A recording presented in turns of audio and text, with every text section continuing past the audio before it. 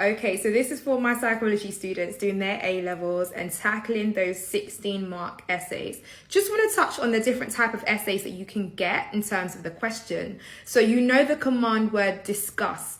That word discuss means that you need to provide your AO1 knowledge and AO3 evaluation. You can also get outline and evaluate a theory or outline and evaluate research into a particular theory.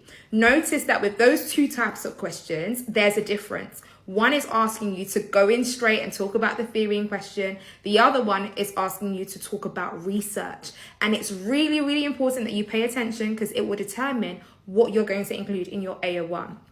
Then you've got read the STEM and answer the 16-mark essay question that follows. And it's important that you refer to the STEM or scenario in your 16-mark essay. Failure to do so can result in your essay being capped at 4 marks. I've seen it done. I've been an examiner for over 4 years now. It's happened.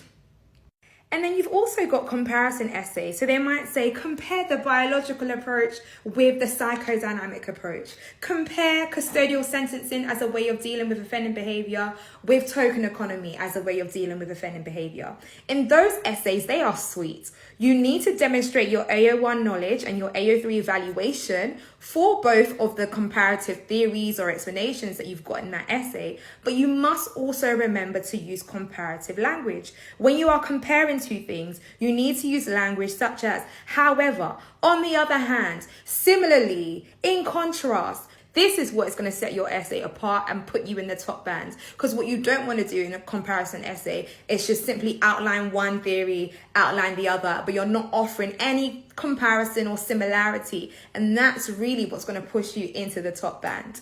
Now, every psychology teacher is going to have their preferred essay structure, but I'm going to share what has worked for my students who have the A's that carry star.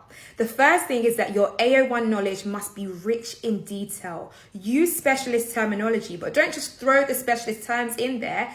Expand and show whoever's reading your essay that you understand what is meant by those key terms.